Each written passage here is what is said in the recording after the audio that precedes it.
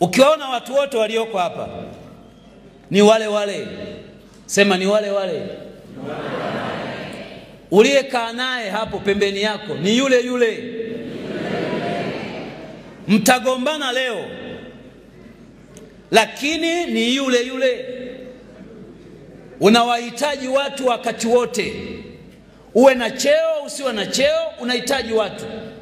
Uwe na fedha usiwe na fedha, unahitaji watu. Kwenye maisha Mungu ametutengenezea mazingira ya kuwategemea wengine.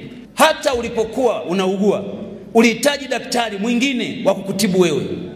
Na hata siku ukifa hutajizika, utazikwa na wengine. Unawahitaji watu. Mimi nikiangalia hii meza yote na ushuhuda nayo, nikianzia mkuu wenu wa wilaya, ni wale wale. Ni wale wale. Sisi tukiwa umoja wa vijana, yeye makamu mwenyekiti wa umoja wa vijana taifa, tunajipanga, tunamsubiri kiongozi wetu na nyimbo tunamuimbia ni yule yule. Leo ni mkuu wa wilaya, mimi ni naibu waziri mkuu.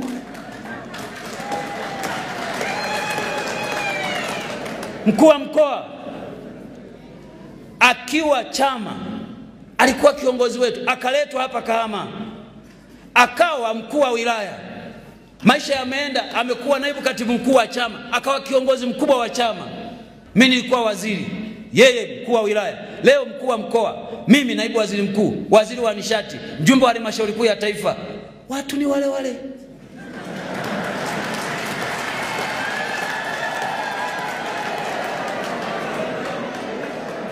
Niseme nini kwa Odilia huyu?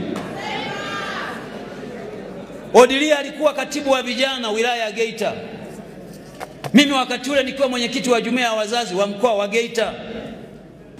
Baadaye maisha yamekwenda, ameletwa Bukombe, amekuwa katibu wangu wa chama.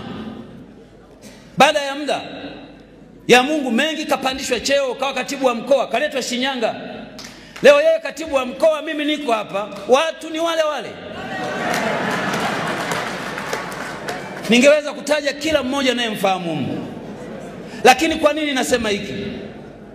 Katika maisha usigombane na mtu, sababu kuna wakati utamhitaji.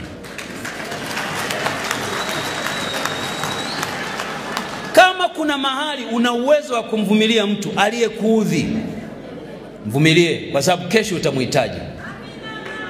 Mtaacha kugombana. Hiki chama kimewaleta pamoja. Kazi yenu ninyi muungane ndani ya chama, mkijenge chama.